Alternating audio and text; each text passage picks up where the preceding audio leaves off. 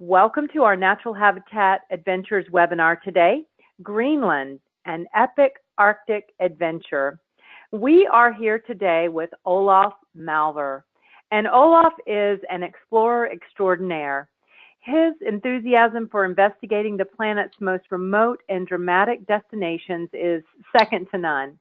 And driven by a passion for the history of the world's greatest explorers, Olaf is deeply committed to opening remaining frontiers to like-minded travelers.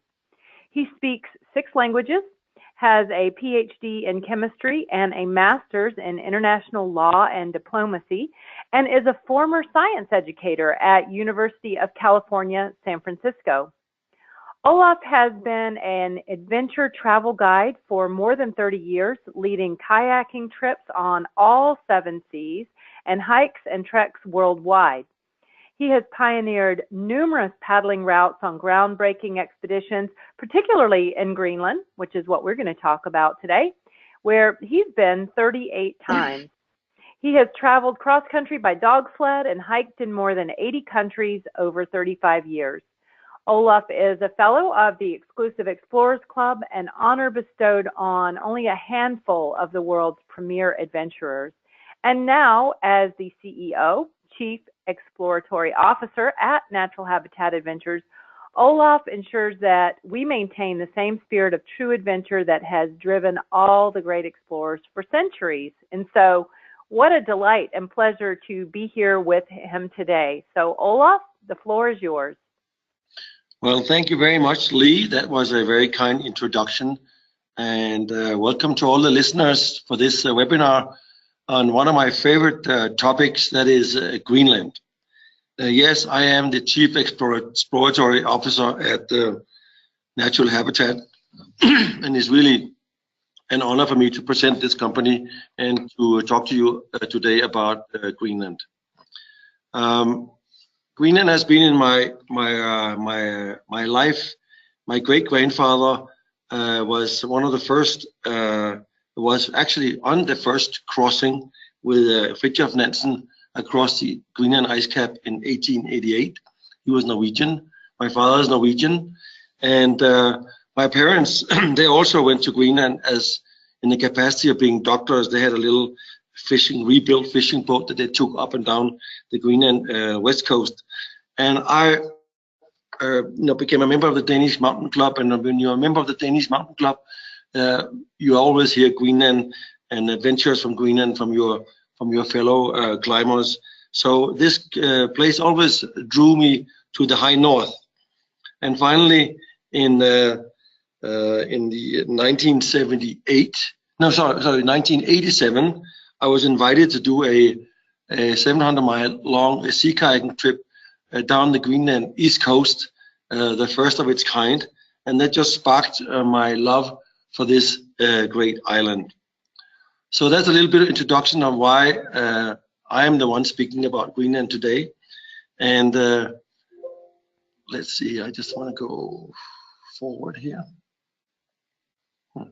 So Olaf, put your mouse in the middle of your screen if you can, and then let's see if we can. Okay. Yeah, and then click once, and let's see if we can make it. Okay, bottom left corner. There you go. And that. Okay.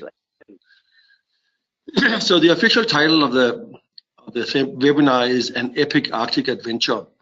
But this is not really like what I call a hard sell of one of Natural Habitat's greatest trips.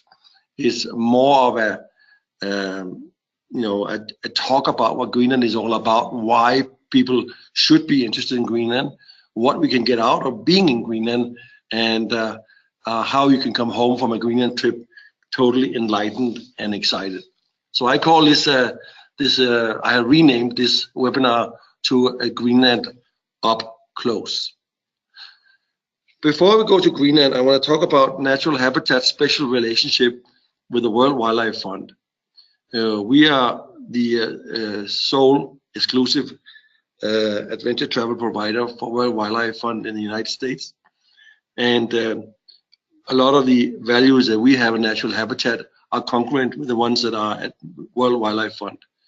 We educate our guides as WWF ambassadors, and we include a lot of the ethics that World Wildlife Fund stand for in everything we do.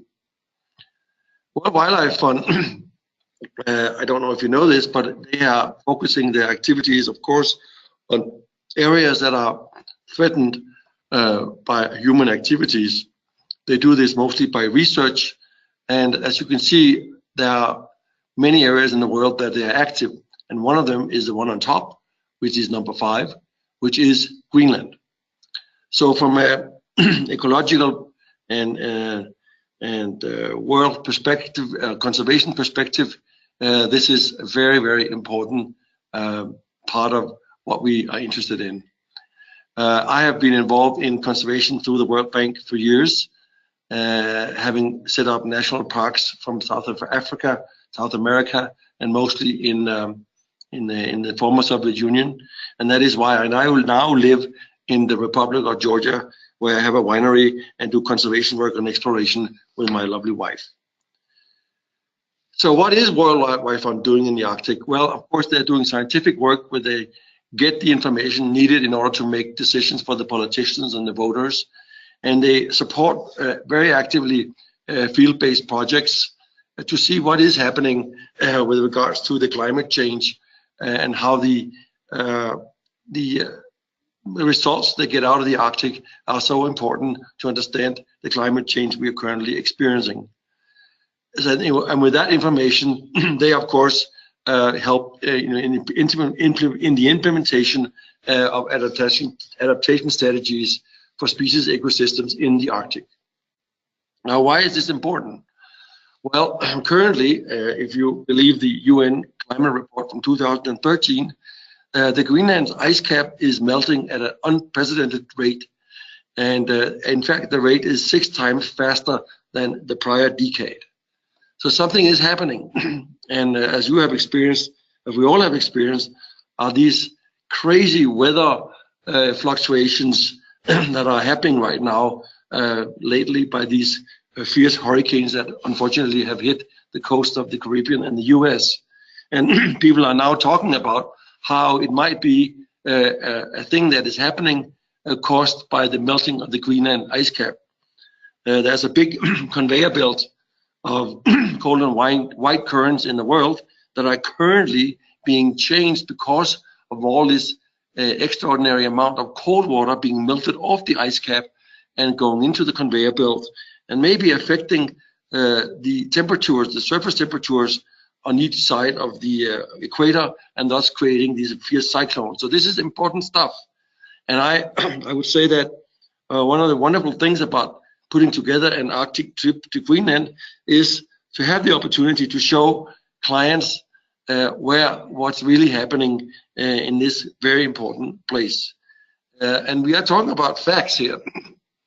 Here's 3 maps of the melting of the Greenland ice cap. So this will be the melt anomaly.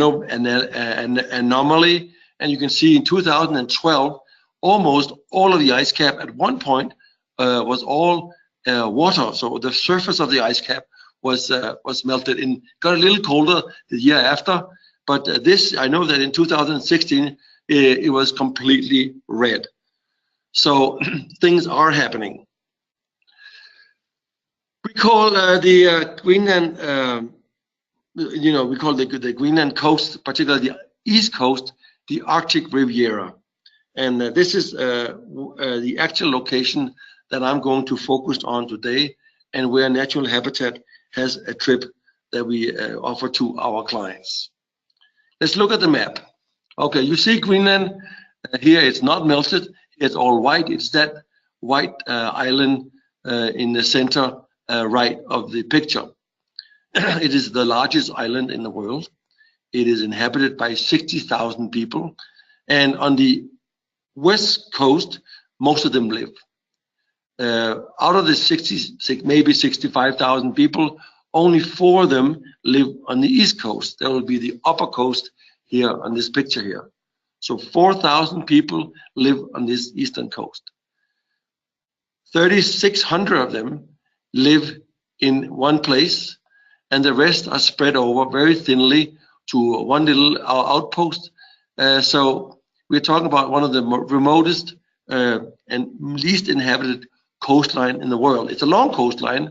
If you take the whole coastline from the northernmost part of Greenland, which by the way is the northernmost part of the world, down to Cape Farvel, the southern point, it is like going from Norway down to the coast of Africa, only inhabited by 4,000 people. Now, why is it so sparsely populated? Well, if you look at this map here, this ice map here, you can see this tongue of ice that goes down through the deepest part of the channel from the between Spitsbergen and Greenland.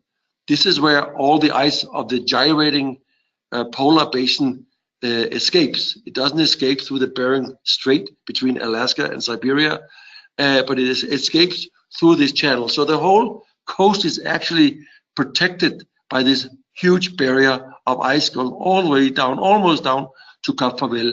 And these are the icebergs that comes down from the north, going through the channel between Iceland and Greenland, and comes down, sails quickly down, huge icebergs, comes down to the southern tip of Greenland, and is one of those that actually hit the Titanic. So tourism there is very sparse. For the same reason, there's this barrier between Iceland, Europe, or whatever to get into Greenland. It is truly phenomenal because of the difficulty of getting into Greenland. There are many unnamed peaks, glaciers, and tourism has not really been developed in Greenland for the reason I just mentioned, and of course for the reason that in the winter it is cold and very inhospitable and dark most of the time. But we took the challenge at Natural Habitat, and we decided, based on my love, on my 30+ visits up and down this East Coast, to do what nobody else had done before. That is to create a base camp for our clients in Eastern Greenland. Bring people in there and let them experience the wildlife, and particularly the ice and the grand nature of Eastern Greenland. And you can do that today because you can actually fly from Iceland, from Reykjavik, to a former US air base in Eastern Greenland called Kulusuk.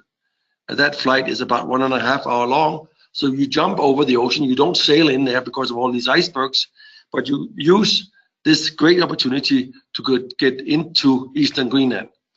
So that's what we do. Before we fly, we stay at a hotel, a nice hotel in downtown Reykjavik. And by the way, if you ever have a chance to go to the north and visit Greenland, I highly recommend that you visit Iceland as well. It's one of the most growing destinations in tourist destination, adventure tourist destination in the world right now. But I keep telling people, you know, if you have to go to Greenland, go to Iceland first, because Iceland is the appetizer, Greenland is the main dish. We get on a little airplane, a Fokker airplane, and this is what people see when they fly over the east coast of Greenland. Down there are nobody, just glaciers, wildlife, whales, and immense nature. So when people look out the window before they land in Kulusuk, there's a little jump in their hearts. At Kulusuk Airport, the military airport I told you about, we again had to hop into a little helicopter, in order to get to the so-called capital of 3,600 people in Eastern Greenland called Tasiilaq, or mostly inhabited by Greenlanders, hunters, and some Danish people as well. That helicopter flight itself is amazing. You cross over some fjords, and we often see narwhals or other minke whales or other whales below. That is the capital of small monopoly-colored houses in Eastern Greenland. And we try really to find out what is this place all about. Well, the place was not discovered. It was like 130 years ago, where a Danish explorer, an officer, came to this place, and he found this little band of Inuits living there in this little enclosed fjord, and today it's called Ammassalik in Inuit, and the modern name is Tasiilaq. It was called Ammassalik because there was all these small capelins, which in Greenlandic is angmasset. So these capelins was a great source of food. Anyhow, the Danes came here. They established a little trading station, and then in that way they introduced Christianity, and civilization started to happen. That kind of Western civilization started to happen in Greenland, and the city now has grown to about 3,600 people. When we go there, we of course visit the very interesting museum, which is full of exploration history, which is full of Eskimology, and also there's a sod hut outside, which shows how people actually lived only 50 years ago. And I'm serious. Some of our Inuit workers and co-workers that we work with in Greenland, some of them, in fact, were born in a sod house in the early 50s. So it's not that long ago that these houses were few in between, and that people lived more out in the outer district. And today they have come into this city to try to adapt to a more modern life of Greenland. But you always get reminded that you are in Greenland here, an iceberg reflected in front of these houses. Most of these houses are on a very strong cement foundation because they have in the winter mostly a storm called the Piterak storms. And the Piterak storms, if this cement foundation didn't hold up the houses, the rebars on the walls, these houses would blow away. And we, of course, listen to the weather and listen to the locals in our attempt to design an adventure camp in Greenland. And that had to be a camp which would withstand the winter weather and at the same time be comfortable for the short summer season for our clients. We spent a little time in Tasiilaq, and there's lots to experience. These are wonderful, wonderful people. The Greenland soul is very kind and gentle. They are practical. They have a great sense of humor, and they are also very alert to either the nature around them or the people that surround them. Strong families, although as in many other Arctic cultures, they are struggling with the adaptation of Western life. So there is some alcoholism and other social problems. But I think all in all, they're an amazing bunch of people. And when we decided to scout for this adventure camp that we wanted to set up, we, of course, through my contacts throughout the years, friends, hunters, and strong women, we wanted them to be a part of finding the place and involving them in running the camp and participating in the camp. When we are in Tasiilaq, we have some local drum dancers that entertain us. We go and listen to a guy that has a dog sledding team, and he tells us the intricacies of dog sledding, because of course we can't dog sled in the summer. And we just get a full picture of the land, the people of the land. I truly believe, although we are a natural habitat company, that you have to link the people that are living close and in that habitat to what we are seeing out in nature. It makes it a much richer experience. And also to talk about, you know, what is the futures of these wonderful Inuit kids? Where are we going? I mean, right now they have self-rule government from the Danish government, which is great. It's a country full of minerals, gold, oil, rupees, you name it.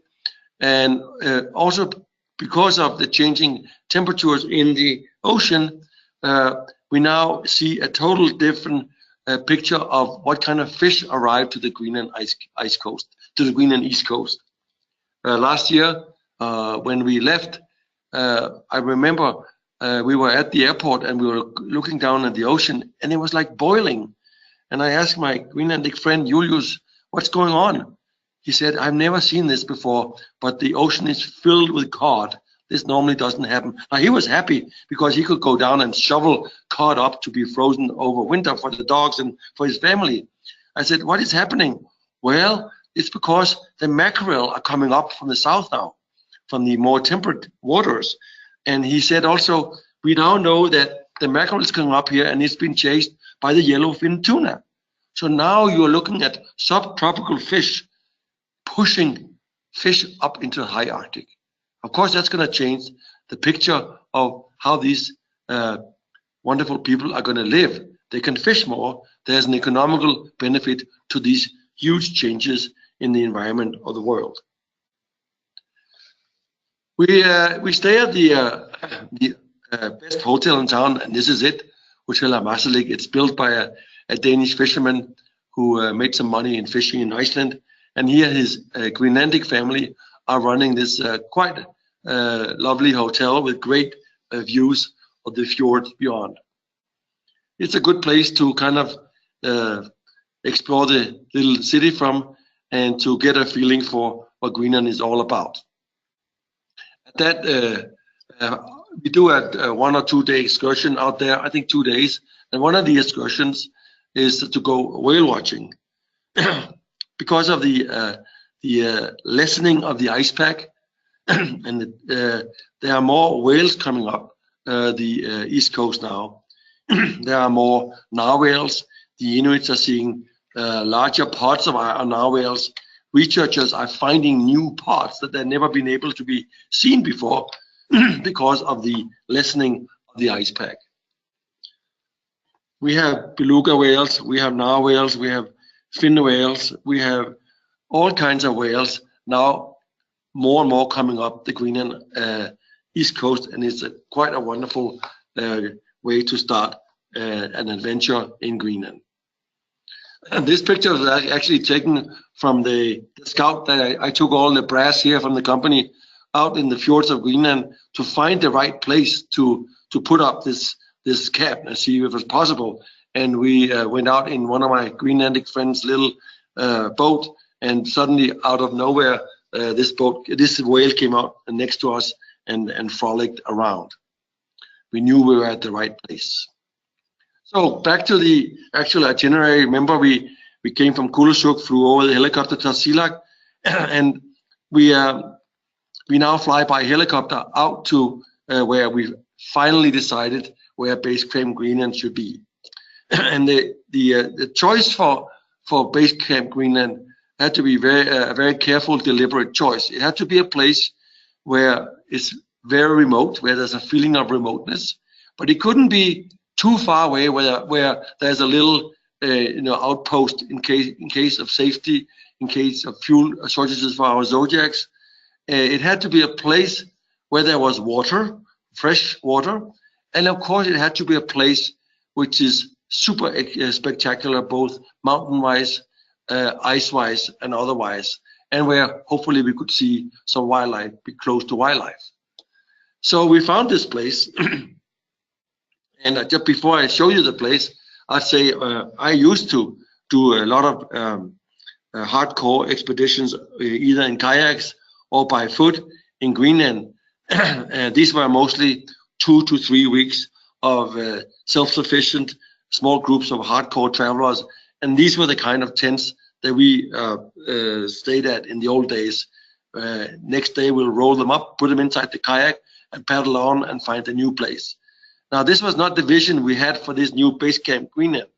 We basically wanted to have a camp which was, as remote as you see the tents here are located at, but also have, a certain standard of luxury to attract more and have a pleasant experience beyond the just pure nature experience. And this is basically what it is. It's an intimate luxury Arctic experience. Now, you're seeing the camp here. It is pretty remote. I mean, there's just beautiful mountains behind us and beautiful icebergs in front of us. And we decided to build 8 double, we call them cabins or tabins, tent cabins, which is basically a platform where you erect a steel frame and then you put a canvas layer over, and then you insulate the place, and you put some the structure, and you put an oven inside and make it very comfortable. I'll show you. This is a close-up, a picture of those cabins. So there's a little deck in front, and then a door into the room, and in the back there's a separate toilet. So each cabin has an ensuite toilet, which of course was unheard of on the old expeditions that we did, and is unheard of any other place in Greenland. At night, it's pretty nice to sit out there on the deck in the glow of your light of your cabin, and in the glow of the Arctic borealis, aurora borealis above us. We also built a yurt named after my old company, Explorers Corner, which I sold to Natural Habitat, which was this hardcore expedition company. So they honored me by naming the place where we have our lectures and our after adventure drinks. And this looks completely like Martha Stewart has been in here with her special magic touch.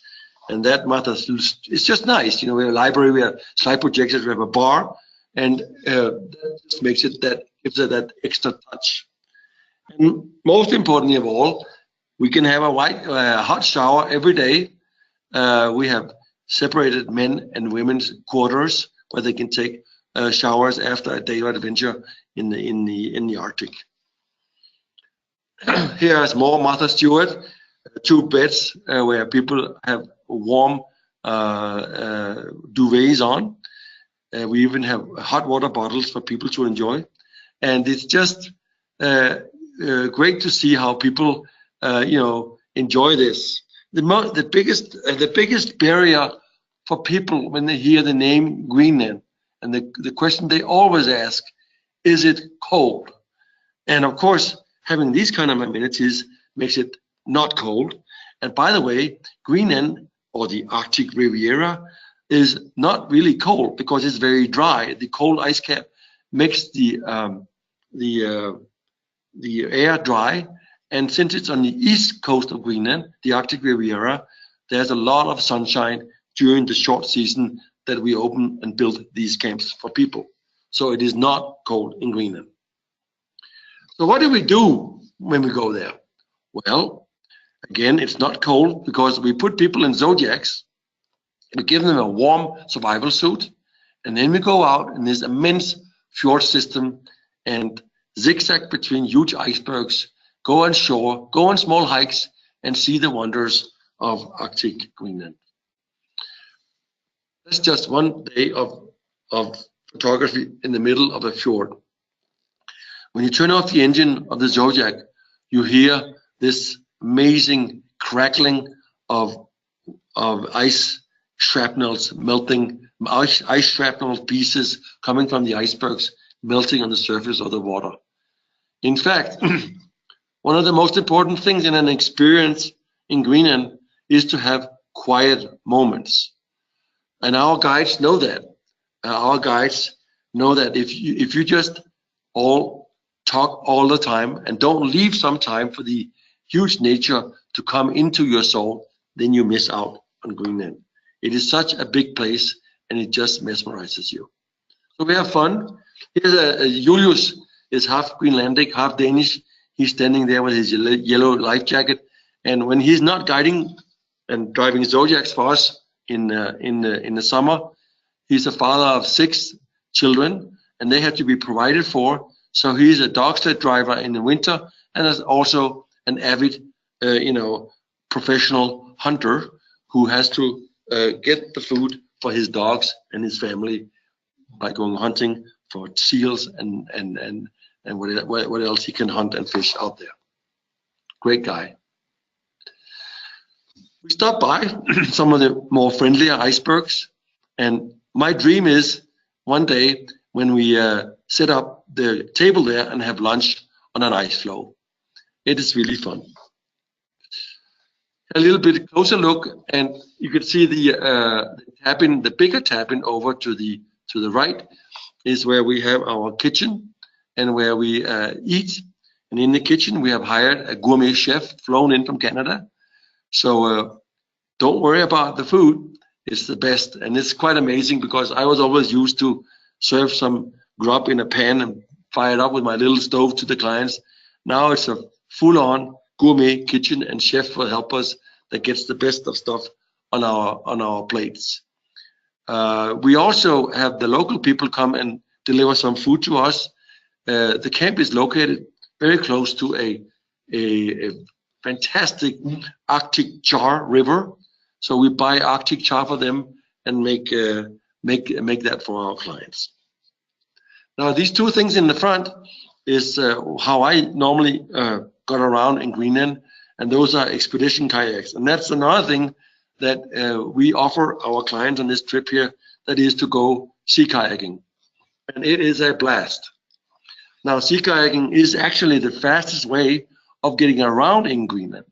The kayakers, know that they don't have to walk in and out of small bays and over big boulders. You just get in your kayak and off we go. And we make a big effort in introducing even beginners we take here to the art of paddling a sea kayak in Greenland.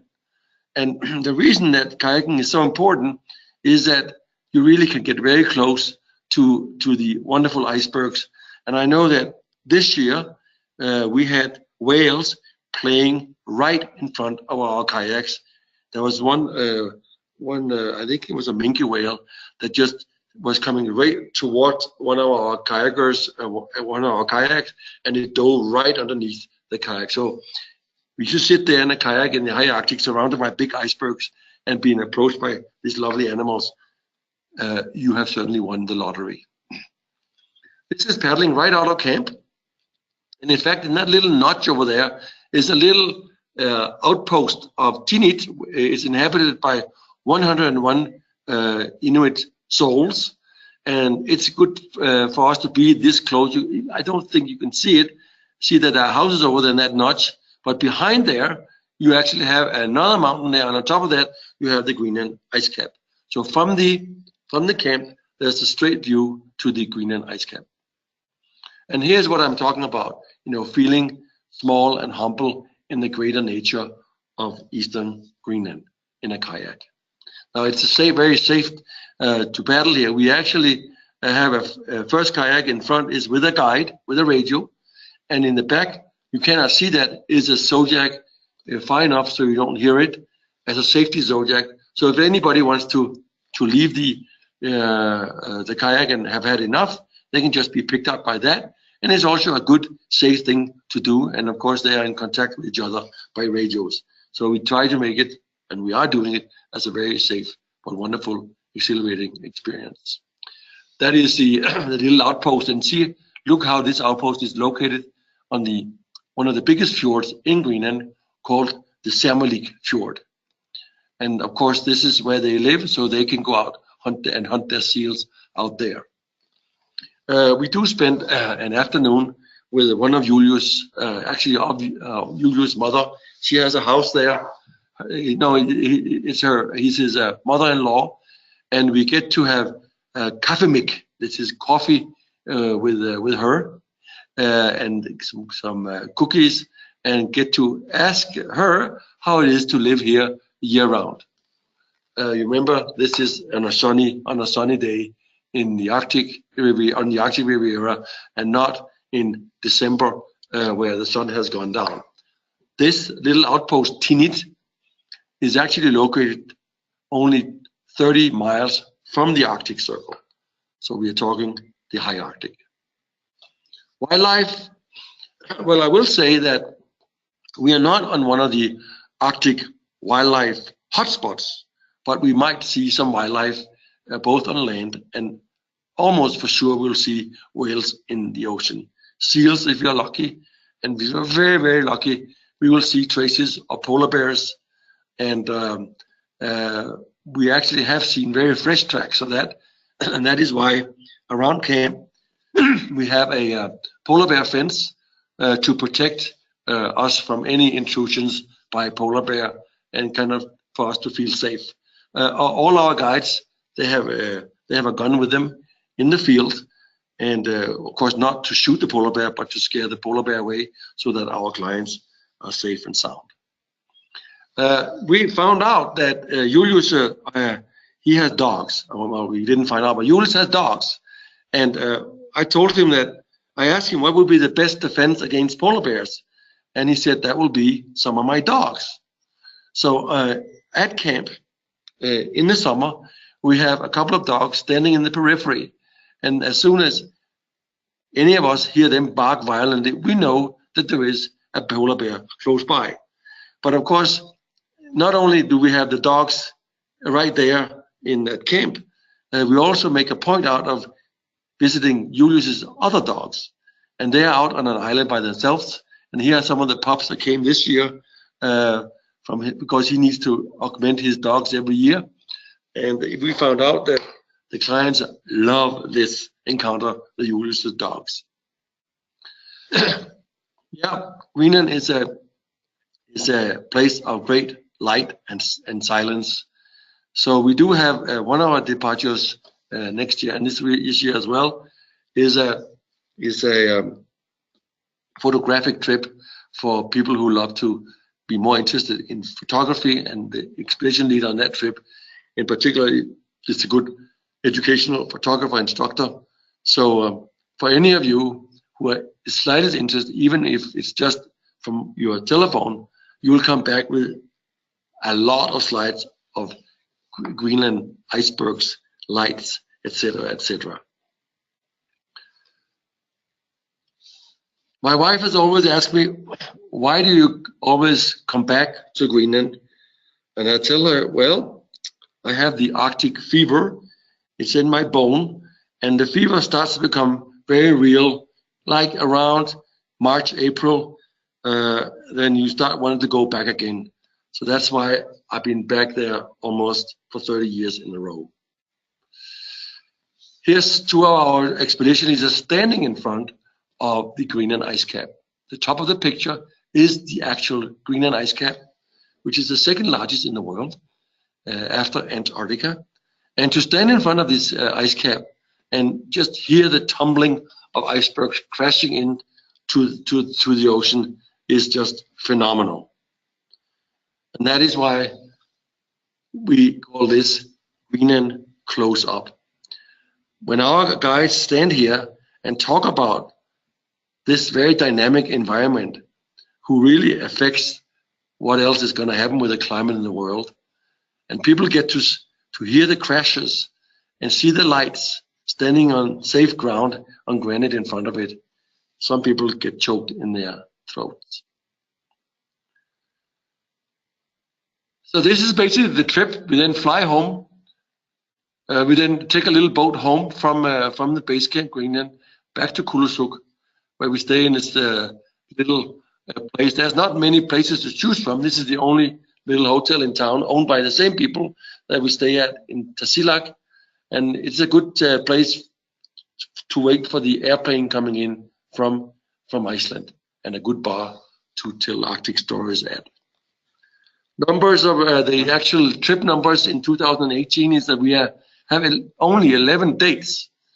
This is a 9-day adventure, and we stack them pretty tight because the season is so short. One of them is a photo departure date, as I mentioned, and what we always pride ourselves up in at NatHab is, beyond having fantastic itineraries and good accommodations, we have small groups. So the maximum size of clients here is 15 clients, and so that's basically the numbers for the trip. And when we started the first year after we have built the camp, before we had built the camp, we already started marketing the trip, and it's sold out in a few weeks.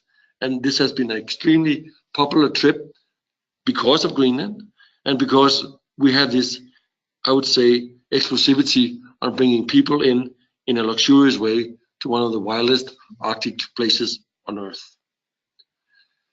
Knud Rasmussen is one of my heroes. He's a Danish Inuit polar explorer who said that all true wisdom is only to be found far from the dwellings of man in great solitudes. So this is what this camp is all about, being away from the dwellings of man and being in a great quiet place. So that's what we invite you to enjoy. And of course, always remembering that Greenland is the canary in the gold mine, in the mine. If we don't see a vibrant, or if we change what Greenland is all about, we know that the coal mine might be a very different place very quickly. So that is another thing that I think that educational element is so important in getting to Greenland, beyond having fun, kayaking, hiking, and just zodiacking around in this fantastic place. Come home with a little bit of a meaningful message. I hope I have lifted a little veil on what to experience in this fantastic place. I hope that you will get this Arctic fever that I have suffered from my whole life, and I hope to see some of you one day stepping your foot into the realm of the wonderful Greenland Arctic. Thank you very much, and I am ready to take any questions from you that, with regards to Greenland, with regards to anything I have mentioned here. Thank you very much. Olaf, thank you very much. Stellar presentation as always. And just an invitation to our audience, if you would like to submit questions, remember that you have the control panel on the right-hand side of your screen. You can access that by clicking the orange button that you see. It's got a white arrow in it. It will open up your control panel and you can type questions in there. So we do have a few questions here, Olaf, and the first one is about how physically fit a participant should be in order to enjoy the activities that you've mentioned. Well, you don't have to be very Superman to go on this trip here. What we do is we require that people can walk in the wilderness.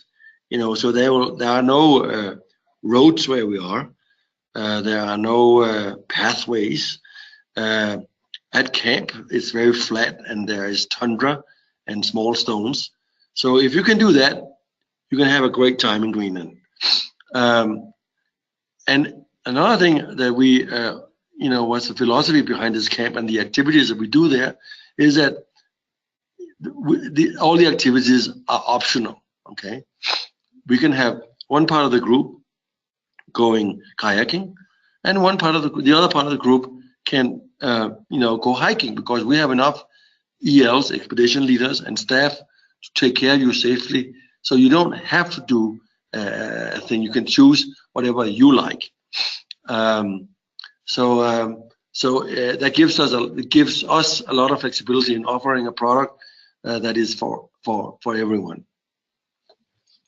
Right. Okay. Thank you. So, is there an opportunity to put on some crampons and perhaps walk on an ice cap or glacier? Well, we have not had this opportunity yet.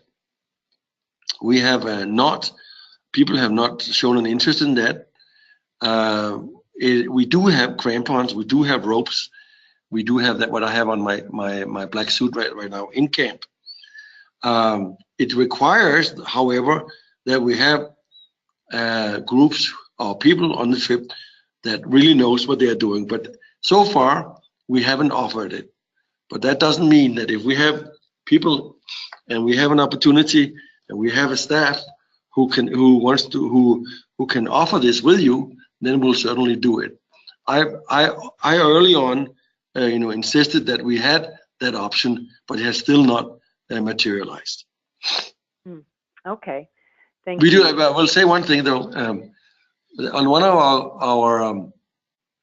our Zodiac trips, we make an effort to go all the way up to a place where we are on the Greenland Ice Cap, or can touch the Greenland Ice Cap. It goes all the way down to the ocean, so we get off the Zodiacs, and we walk a little bit around, and actually can stand in front of that huge ice wall. So if people want to come back from Greenland and say that they have touched the Greenland Ice Cap, I can guarantee you that. All right, thank you. And in the area of the base camp and the area where our travelers will be enjoying their stay, what are the average high and low temperatures during that time? Okay. Yeah. So that comes back to my previous comment about people being worried about being cold in Greenland. The average temperature goes from about 40 to 65 during the day, and because it's so dry, it doesn't feel very cold. And also, we don't have a lot of winds in the summer. When you get cold, it's because you have moist and you have high winds, and we don't have that in Greenland. So you'll be surprised how warm, or how relatively warm you'll feel. Having said that, of course, we will give you an equipment list which ensures us that you have the right Polar Tech pants, the right wind gear should a breeze come up. And we also supply these wonderful survival suits when we are in the Zodiacs, which are very warm and extremely comfortable. We also supply special water boots, which people can take on if they have to go in and out of the water, and when they paddle, so they don't get wet and uncomfortable feet. We have never had anybody come back from a Greenland experience and have said this was a very cold experience. Never. People are always very surprised how dry and warm it is. Okay, thank you. And the base camp, how many nights are our adventurers staying there? We are at base camp 4 nights, 4 full nights at base camp. All right, thank you. And it looks like we've just got one last question here. What is the minimum number of people required in order to make this trip happen? There is no minimum number of people required. That is a natural habitat philosophy. We do not cancel any trips. So if we, for some reason, but I don't believe that's going to ever happen, only have 1 or 2 people on the trip, we will on a specific departure, we will not cancel that. Okay, that's great. Thank you. All right, well, I'm going to stop there and turn it back to you. If there's anything else you would like to share with our group, I'll give you some time to do that before we say goodbye. Well, thank you very much, Lee. I would say that the best thing for you is to study the website, read a book called Arctic Dreams by Barry Lopez, who writes he encapsulates what the high Arctic is all about. It's a wonderful book. By the way, we give you a great reading list as well. And then give us a holler and talk to our specialist here in the office. I mean, many of us in the office, well, many in the office have already been to the base camp and have come back raving about it. And if they don't know the answer, they will give me a call in the Republic of Georgia, where I live now, and then we will try to answer all your concerns, and not only that, but to get you further excited about the trip.